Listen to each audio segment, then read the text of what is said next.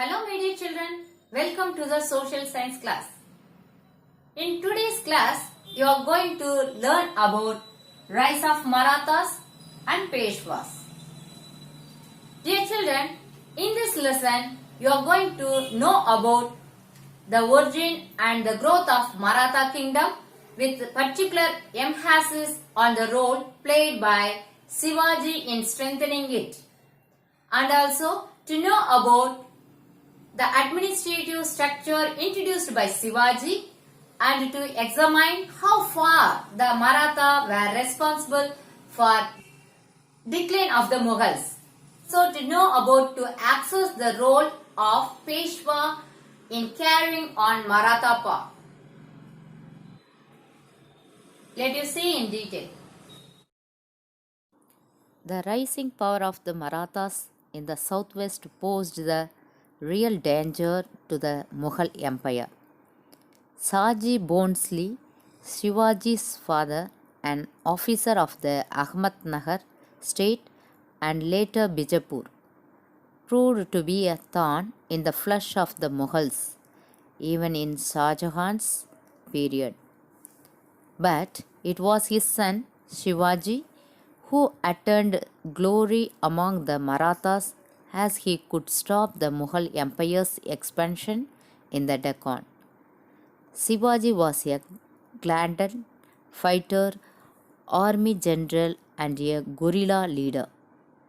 He built up a band of brave mountaineers who were loyal to him.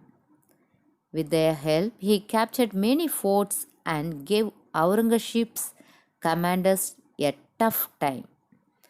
As Marathas grew stronger, the Mughal Empire weakened. The Mughal Emperor had to recognize the right of the Marathas to collect their chow tax all over the Deccan.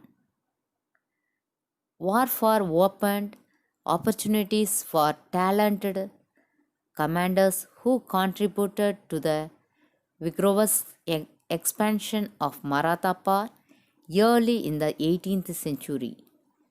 The Prime Minister of Maratha rulers, called the Peshwas, from the time of Shahu, held real power under the aegis of Maratha power. The Peshwas continued their supremacy until 1761. Let us see about factors responsible for the rise of Marathas. Geographical features. The physical features of the Maratha country developed certain peculiar qualities among the Marathas, which distinguished them from the rest of the people of India. During the 16th century, the Sultans of Bijapur and Ahmednagar had recruited them to serve in cavalry. Their presence was helpful to the sultans in balancing the political ambitions of the Muslim soldiers in their service. The rocky and the mountainous terrain gave protection to the Marathas from invaders. It proved to be advantageous in guerrilla warfare for Marathas. Let us see about Bhakti movement and the Maratha. The spread of the Bhakti movement in Maharashtra helped the Maratha people develop consciousness of their identity and oneness. It promoted a feeling of unity, especially in terms of social equality among the Marathas. In the Maratha region, the religious leaders were drawn from different social groups. Eknath, Tukaram, and Ram Das were the noted Bhakti saints. Tukaram and Ram Das had considerable influence on the life of Shivaji. Marathi language and literature also served to develop unity among the people. Hummings composed in the Marathi language by Bhakti saints were sung by people of all castes and classes. Let us see about Shivaji. Shivaji, born in 1627, grew up under the care of his mother, Jijabai, who influenced him with stories from the Hindu epics Ramayana and Mahabharata. Shivaji's teacher and guardian, Dadaji Gondadev, trained him in the art of horse riding, warfare, and state administration. At the age of 18, in 1645, when he had just entered the military career, he successfully captured Gondwana, a fort near Pune. The following year, he took the fort of Torna. Then he succeeded in conquering Rajgir, which was rebuilt by him.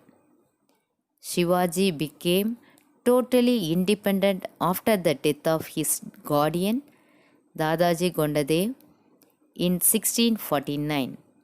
He also got his father's Jagir transferred to him, which was earlier looked after by Gondadev. The strength of his army was Mawali foot soldiers. With their help, Shivaji conquered many of the hills fort near Pune. He captured Purandar from the Mughals. Shivaji's military raids angered the Sultan of Bijapur. He held Shivaji's father captive and released him only after Shivaji promised to suspend his military raids. Shivaji kept his word and remained at peace with Bijapur from then until his father Shaji's death. During this period, he toned up his administration. Let us see consolidation of Maratha power. Shivaji resumed his raids after his father's death and conquered Javali in 1656 from the Maratha chief Chandrarao More.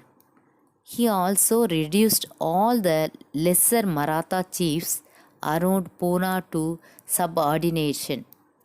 The soldiers of Bijapur from the hill fortress acquired by Sultan of Bijapur were driven out and replaced with his own commanders.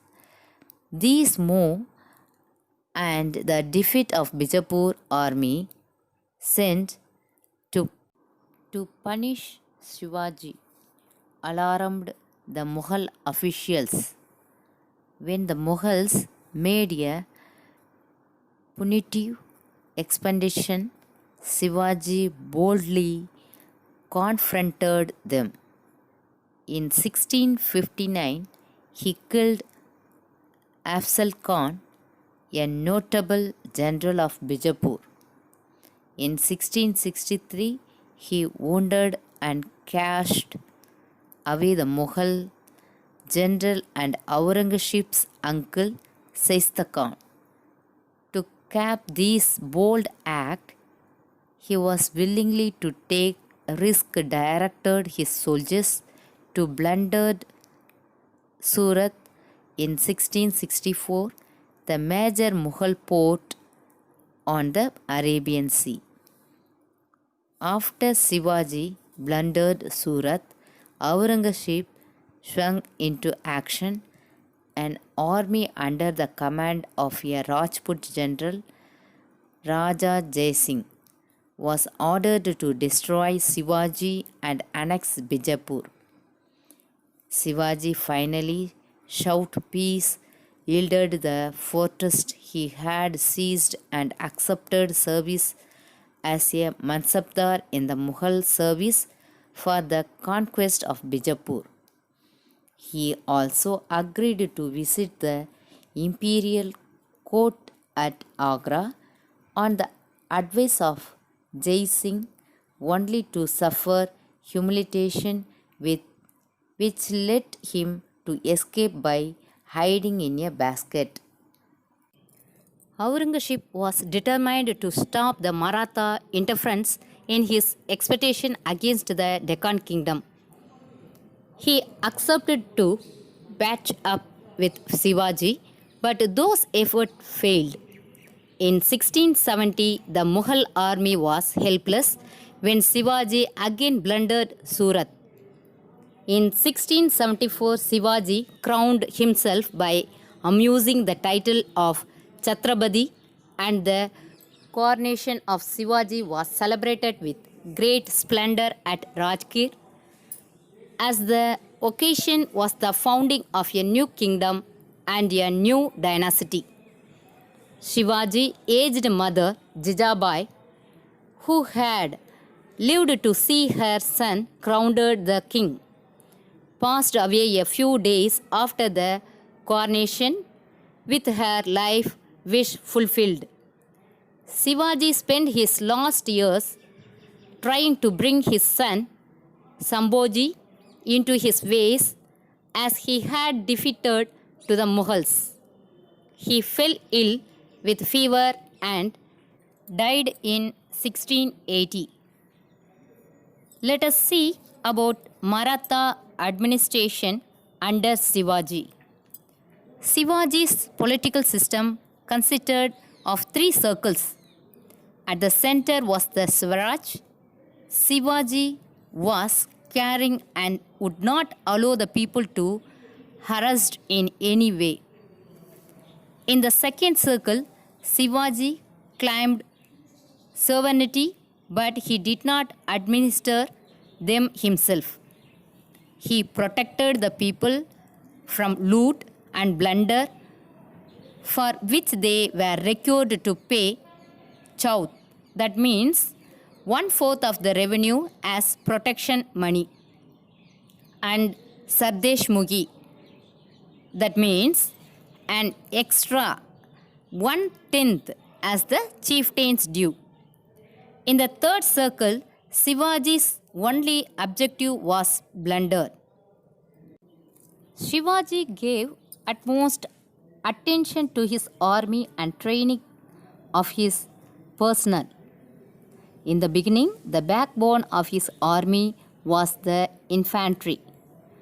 But as his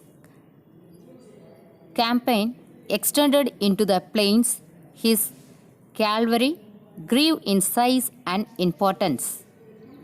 Every soldier was selected personally by Shivaji and was taken into service on the assurance of a soldier already in service. Shivaji took great care in the maintenance and security of his forts. Retired captains holding a high reputation were put in charge of guardian the forts. Next, Shivaji designated 8 ministers as the Astra Pradhan, each holding an important profile. Peshwa was the equivalent of a modern prime minister in the Maratha Empire. Originally, they were subordinates to the Chhatrapati. But in course of time, especially from the time of Shahu Maharaja, Peshwa became the Maratha ruler, while the Chhatrapati was reduced to the position of a nominal ruler. Shivaji was influenced by the Mughal revenue system. The assessments were made on the actual yield, with 3/5 left to the cultivator and 2/5 taken by the government. In judicial administration, civil cases continued to be decided by the Panchayat, the village council, while criminal law was based on the Chatras, the Hindu law books. Let us see about Sambhoji. Sambhaji succeeded Shivaji after a succession with the Anoji Dato. There were family feuds splendouring the Maratha kingdom. Durgadas of Rathore, Marwar, and Aurangzeb's rebel son Akbar arrived in Maharashtra and took shelter in Sambhaji's court. Aurangzeb viewed these developments very seriously and took all out efforts to finish off Sambhaji. Marathas under Sambhaji were in no position to resist the Mughals. Aurangzeb himself arrived in the Deccan in 1681. Aurangzeb's main goal was annexation of Bijapur and Golconda. These two sultanates fell to Aurangzeb by 1687. In little over a year, Sambhaji was captured by the Mughals and after tortured put to death. Next, Shahu Maharaja. Shivaji's grandson Shahu means honest, originally a name given by Aurangzeb to contrast his character with that of Shivaji. Ruled from 1708 to 1749. During the first half of 18th century, consolidation of royal power was achieved through conferment of royal entitlements upon those who served Shahu. During Shahu's 40-year reign, there was increase in the territory under the Maratha control, from which tribute was regularly collected. More centralized and strong state structure also began to take shape.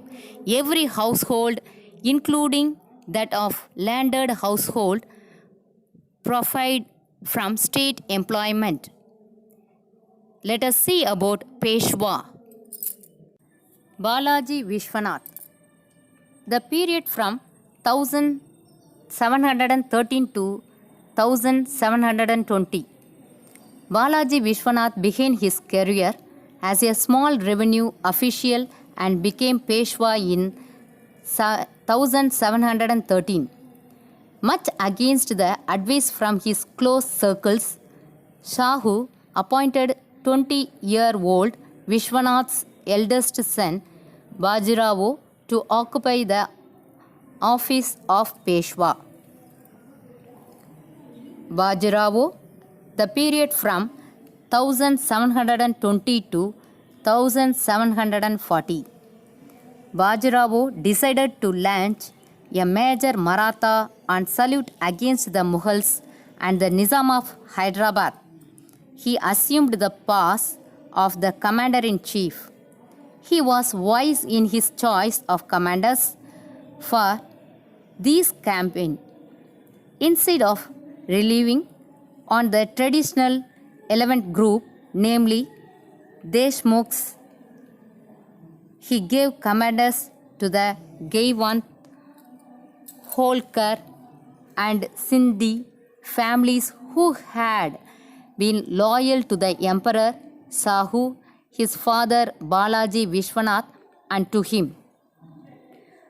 Bajirao proclaimed wars against Malwa and Gujarat and freed them from Mughal domination.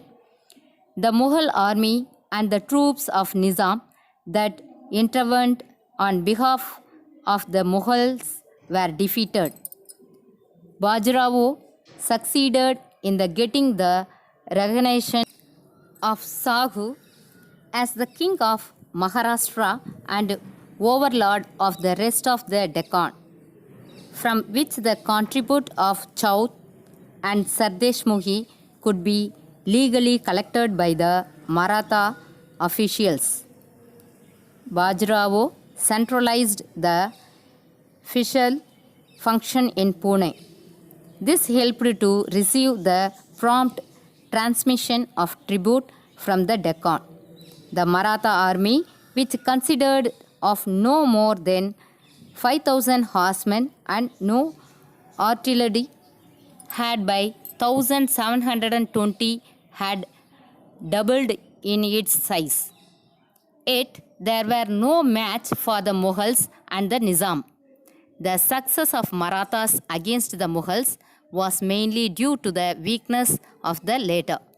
The Marathas' dominance in the Deccan is also attributed to the qualities of Maratha officials and generals who grew up under Shahu and the Peshwas. Balaji Bajrao. The period from 1740 to 1761, when Balaji Bajrao was the Peshwa, Emperor Shahu died in 1749. A possible succession struggle among fractions of the royal family took place, thanks to the timely intervention of Balaji Bajrao. He decided that the capital of the kingdom would henceforward be Pune, not Satara.